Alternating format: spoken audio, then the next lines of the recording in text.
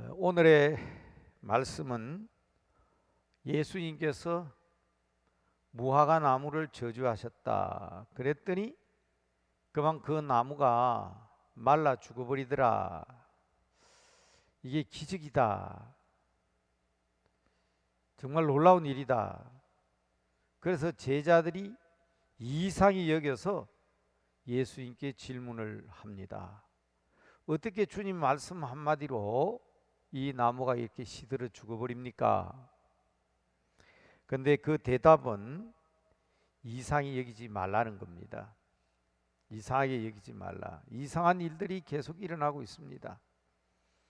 그러나 이상히 여기서는 안 된다. 이게 당연한 일이다 하는 것을 먼저 말씀을 드립니다. 열매를 맺지 못하는 무화과 나무잖아요. 그런데 방금까지도 잎은 무성했습니다. 무성한 잎이 있는데 예수님께서 열매를 찾으시더니 또 주님께서 시장하셨는데 열매가 없으니까 우리 주님께서 보복적으로 나무를 저주한 것이 아닙니다. 거기에는 중요한 의미가 있다는 것을 오늘 본문에서 설명하고 있습니다. 이제부터 영원토록 내가 열매를 맺지 못하리라. 19절 말씀이죠. 이를 본 제자들이 이상히 여기며 묻습니다.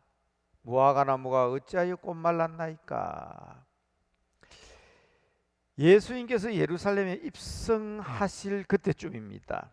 왠가하면 21장 시작이 예수님께서 나귀 새끼를 타시고 예루살렘 성에 입성하셨습니다. 그리고 성전을 청결케 하셨습니다. 그때가 어느 때인가 명확하죠? 시기적으로 명확합니다. 예수님께서 예루살렘 성에 입성하셨고 거기에서 성전을 청결케 하시고 감람산에서 가르치시고 마지막 만찬을 행하시고 제자들의 발을 씻기시고 그 다음 사건을 아시죠? 잡혀가셔서 십자가 짊어지시고 돌아가셨습니다. 그때쯤이면 이스라엘 나라의 무화과 나무의 열매가 제철인 때입니다. 제철인데도 열매가 없습니다. 열매가 없다면 잎이라도 무성하지 않아야 되는데 잎은 무성합니다. 그래서 열매 없는 나무는 찍어버려야 한다는 주님의 비유처럼 누가복음 13장 6절에서 7절 말씀에 포도원에 무화과 나무를 심었는데 몇 년이 지나도 열매가 없어요. 주인이 와서 뭐라 그럽니까? 찍어버리라 그러잖아요. 열매가 없으니까. 그때 포도원지기가 주인에게 간청을 하죠. 몇 년 동안만 더 기다려달라고, 다시 거름을 주고 물을 주고 가꾸어서 열매 맺게 하겠다고. 그때 주님께서 열매 없는 나무는 찍어버려야 한다고 비유로 이미 말씀하셨습니다. 다소 냉정한 비유라고 할지 모르지만 열매 없는 나무를 찍어버리는 것은 당연한 것이다. 여러분, 이 비유는 사실 기적적인 사건이라는 관점에서 보아서도 그렇지만은 믿음으로 능히 모든 일을 가하다고 말씀하신 우리 주님 앞에서 아직도 이와 같은 일을 보고 이상히 여기는 제자들의 모습이 더 이상한 겁니다. 무슨 말씀인지 아시겠어요? 오늘 28번째 기적을 얘기합니다. 다른 말로 하면 제자들이 27개의 기적을 체험한 사람들이에요. 그 기적을 체험한 사람들이 예수님 말씀 한마디로 무화과 나무가 말라버리는 것을 보고 이상하게 생각하는 것이나 수요일마다 27개의 기적적인 사건을 말씀을 듣고도 아직도 주님의 기적적인 사건을 믿지 못하고 내 눈에 보이는 그대로 안 될 것이라고 믿는 부정적인 생각을 가지고 있다면 우리가 더 이상한 사람 아닌가, 이 말씀입니다. 여러분, 하나님의 기적적인 사건을 믿으십니까? 26개, 27개의 기적적인 사건을 말씀드렸습니다마는 믿음으로 능치 못함이 없다는 사실을 믿으십니까? 그렇다면 여러분 보이는 현상만 보고 이제 끝났다, 이제 망한다, 이제 허물어진다, 이제는 끝장났다, 여러분 그렇게 생각하십니까? 만약 주님이라면, 아직도 그런 마음을 가지고 있는 사람들이라면 주님이 뭐라고 말씀하실 것 같습니까?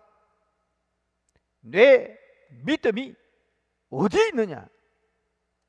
틀림없이 주님께서 그렇게 물으실 것입니다. 여러분, 이 비유와 이 사건은 종말의 심판을 앞두고 주님께서 보여주신 사건입니다. 수없이 지난 코로나 기간 동안에도 귀에 있을 때마다 저는 그 날에 대해서 말씀을 드렸습니다.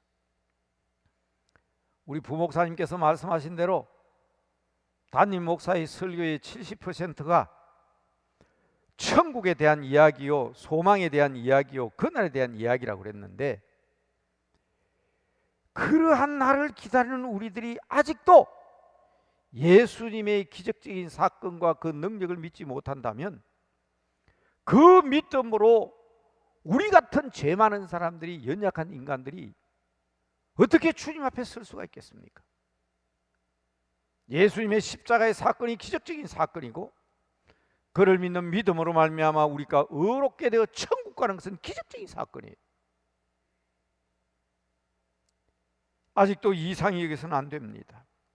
아직도 안 된다는 생각이 우리에게 있다면, 아직도 부정적인 생각이 있다면 우리가 60년, 70년, 30년, 40년 예수 믿으면 뭐 하냐고요? 입만 무성한 믿음이지 않습니까? 모태신앙이면 뭐하고 3대 4대째 신앙이면 뭐하냐고요? 입만 무성해서 되겠습니까? 오늘 여러분 이 귀한 말씀을 확실하게 분명하게 주님께서 좀 냉정한 비유라고 생각하실지 모르지만은 종말을 앞두고 주님께서 마지막 예루살렘 성에 입성하셔서, 아닌 게 아니라 다음 주부터는 이제 주님의 십자가의 부활과 부활 사건 이후의 기적을 말씀드릴 텐데, 사실은 이것이 어쩌면 주님께서 십자가 짊어지시기 전 마지막 사건입니다. 이 사건을 통해서 우리는 입만 무성했던 우리의 믿음, 부정적인 생각으로 가득 차 있고 입술만의 믿음, 다시 한번 돌아보고 회개해야 될 때임을 다시 한번 깨달아야 되겠습니다. 어느 길가에 가로수를 12그루를 심었습니다. 나무마다 제자의 이름을 붙였습니다. 베드로 나무, 야고보 나무, 요한의 나무, 마지막 12번째는 가론 유다의 나무까지 12개의 이름을 붙였습니다. 잘 자랐습니다. 그런데 유독 한 그루만은 잘 자라지 못하고 비실비실 말라갑니다. 바로 가론 유다라는 이름을 가진 가로수였습니다. 여러분, 열매를 맺지 못한다고 선언하신 주님이십니다. 사람이 가로수의 이름을 부르면서 베드로 나무다, 야고보 나무다, 요한의 나무다, 그렇게 축복했더니 그 나무들이 잘 자라는데, 가론 유다의 나무를 보고 다 손가락질하니까 그 나무가 자라지 못하더래요. 그런데 오늘 이 무화과나무는 주님이 하신 말씀입니다. 사람들의 저주와는 비교할 수 없는 주님의 말씀입니다. 이상합니까? 이상하냐고요? 부탁드립니다. 주님 앞에 인정받는 것이 무엇인가를 아셔야 합니다. 주님께서는 잎만 무성한 나무를 칭찬하시지 않았습니다. 주님이 원하시는 나무는 열매 맺는 나무입니다. 긍정적인 믿음을 가져야 합니다. 주의 뜻에 맞는 삶을 사는 주의 백성들이 되시기를 바랍니다. 잎만 아무리 무성해도, 가지가 부러질 정도로 잎이 무성하다 해도 열매 하나만 못하다는 사실을 분명히 아셔야 합니다. 여러분의 신앙의 열매는 무엇입니까? 다시 한번 확인하고, 사람들이 손가락질해도, 우리 옛날 말에도 그런 말이 있습니다. 제가 자꾸 한자말, 동양의 말을 자꾸 한다고 어떤 분들은 자꾸 얘기를 하시는 것 같은데, 여러분 동양 사람 아닙니까? 한국 사람 아닙니까? 옛날 믿지 않던 우리 선배들이 하는 교훈 가운데도 좋은 말씀들이 있다고요. 만인지소하면, 만 사람이, 10,000명 이상의 많은 사람들이 그 사람에게 손가락질하면, 만인지소하면 무병이사라, 병이 없어도 죽는다. 전해오는 말입니다. 다시 얘기할까요?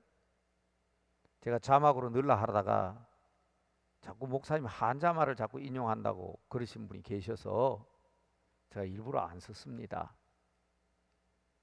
만인지소하면, 많은 사람에게 손가락질 받는 사람은 무병, 병이 없이 죽을 사자입니다. 무병이사라, 병 없이 죽는다. 아주 전해오는 말입니다. 제가 만든 말 아니에요. 세상 사람들도 다른 사람들에게 손가락질 받으면 병 없이 죽는데요, 손가락질 받을 만한 짓 해서는 안 됩니다. 그런데 우리 하나님 앞에, 우리 주님 앞에 단 한 번이라도 손가락질 받는 일을 했다가는, 그래서 제가 말씀드리잖아요. 목사님 다른 건 다 참아도 이것만은 절대로 못 참습니다. 엄청나게 위험한 사람. 예수님께서는 분명히 누가복음 22장 51절, 누가복음 22장 51절,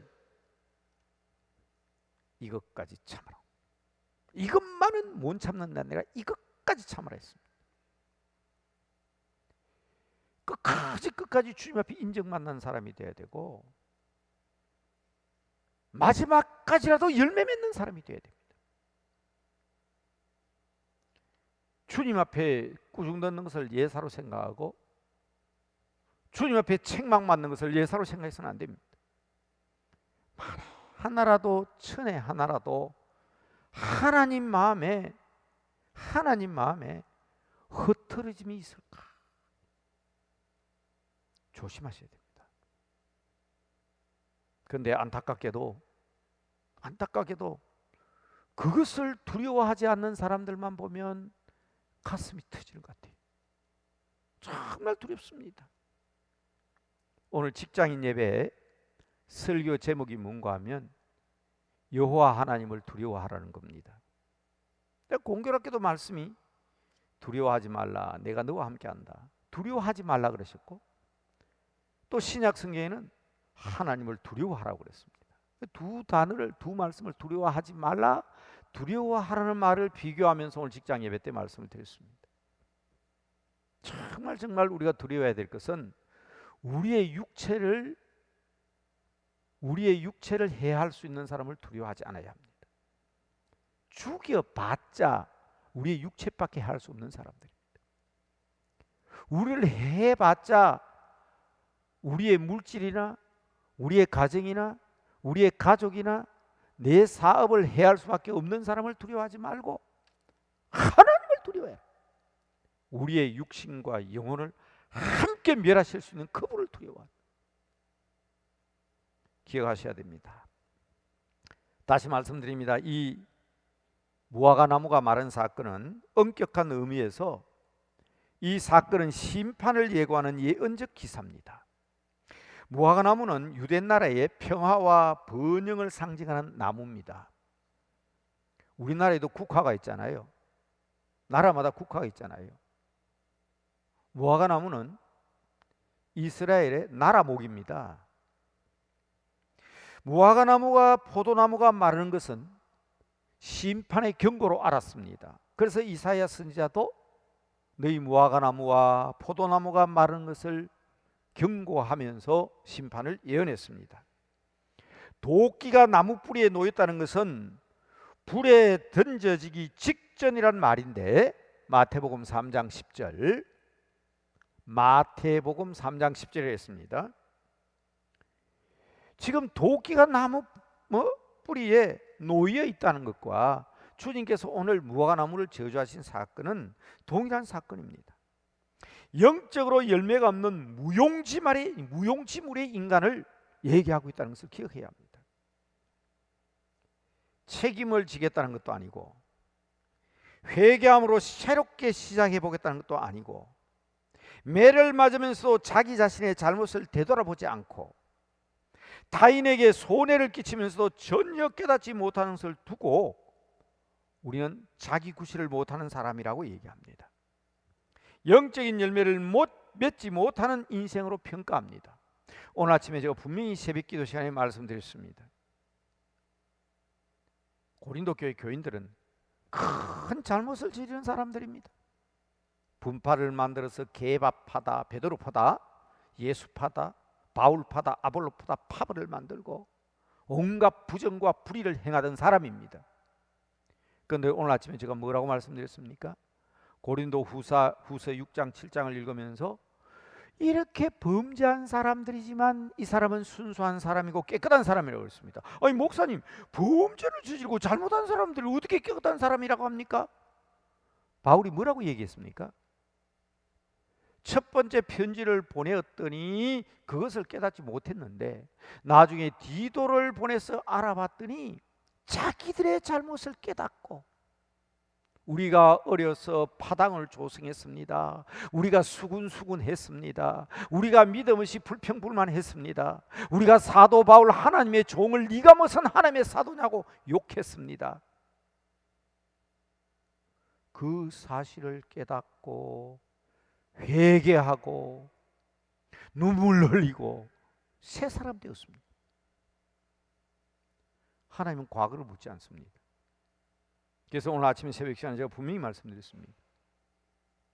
바울은 지금 고린도 후서에서 고린도 교회 교인들을 깨끗한 사람, 순결한 사람, 거룩한 사람이라 나는 일 때문에 기뻐하고 기뻐한다고 찬양하고 있습니다. 하나님. 무용지물이다, 자기 구실을 못하는 영적 열매를 맺지 못하는 사람이다 하는 사람들은 단순하게 잘못이 있어도 내 책임입니다 할 줄 아는 사람이고, 내가 큰 잘못을 저질러도 회개하고 새롭게 살겠습니다 다짐하는 사람이고, 매를 맞으면 즉각적으로 내가 왜 매를 맞는지 알고 돌이키는 사람이고, 타인에게 손해를 끼쳤다 할지라도 세리장 삭개오처럼 내가 남에게 잘못한 것이 있으면 7배라도 갚겠습니다 하는 그러한 결단과 믿음을 가질 때에, 그게 바로 성령을 믿고 하나님의 은혜 가운데 사는 열매 맺는 사람들이지, 끝까지 부정적으로 주님을 거부한다면 남은 것은 무성한 입만 무성한 무화과 나무 같을 수밖에 없는 것입니다.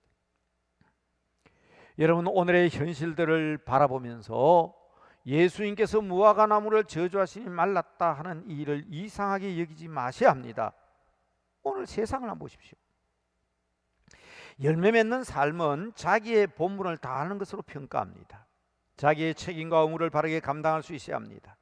사람은 사람 구실을, 그리스도인이라면 당연히 그 역할을 담당하되 유명무실하거나 윗선적 외식적 행위의 결과는 반드시 심판이 따르고 그 결과가 있다는 사실을 알아야 합니다. 그런데 오늘날 세상은 어떻습니까?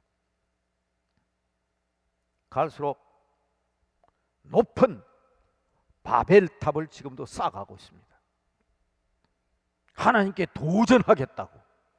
하나님보다 더 똑똑한 사람들이 얼마나 많은지 모릅니다.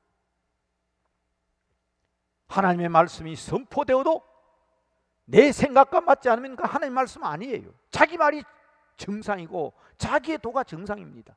얼마나 무서운 바벨탑인지 모릅니다.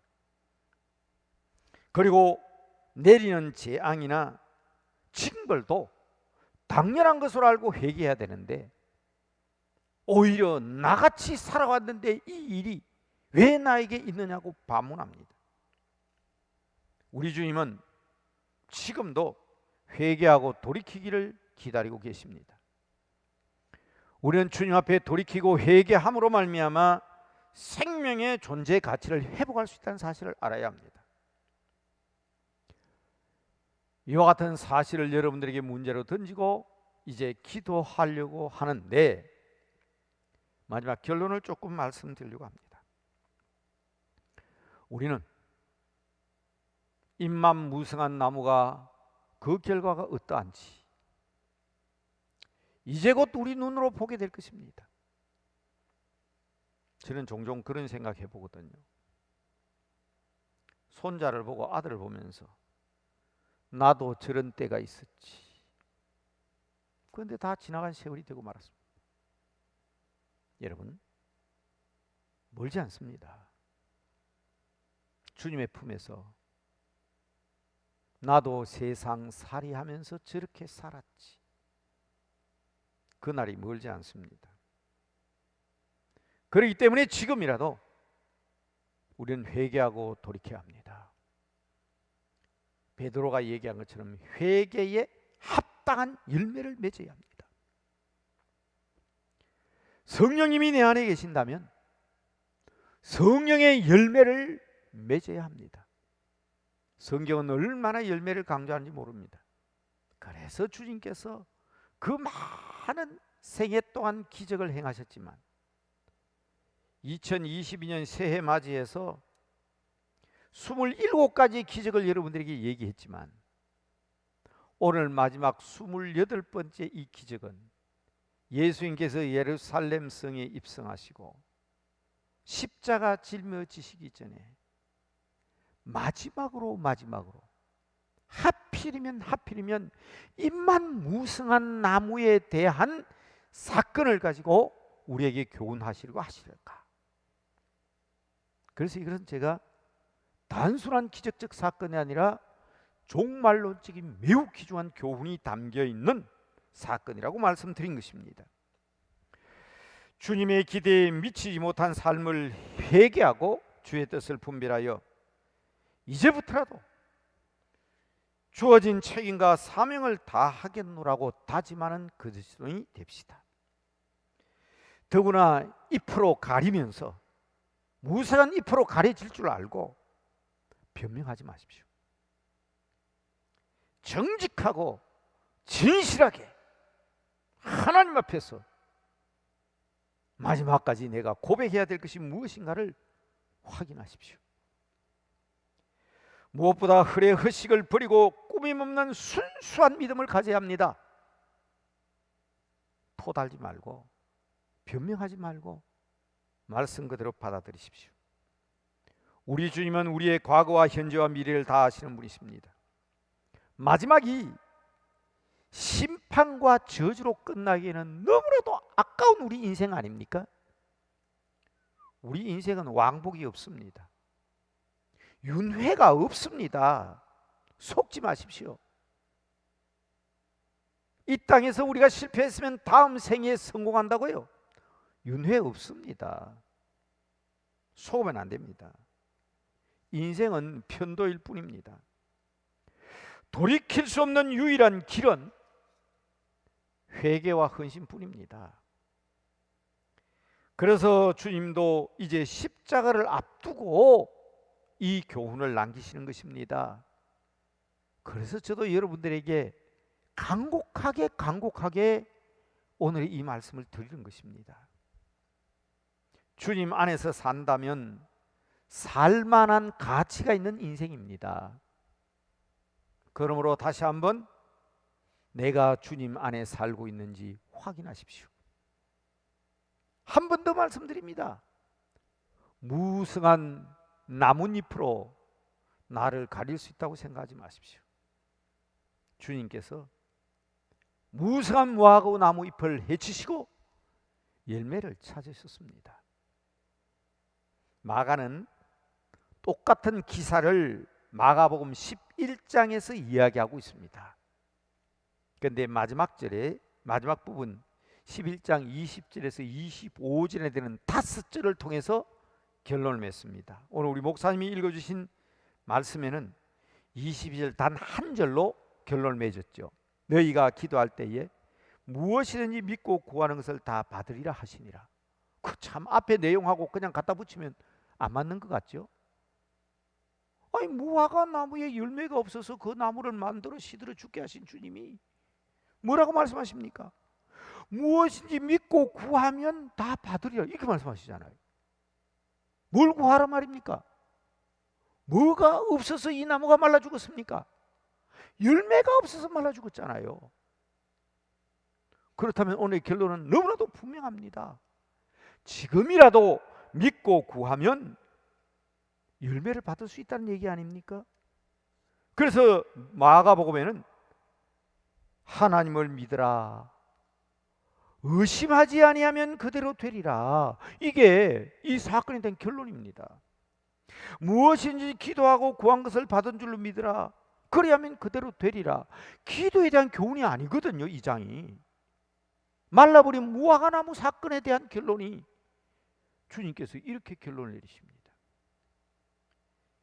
마지막 마가복음 11장 25절에 기도할 때에 아무에게나 혐의가 있거든 용서하라.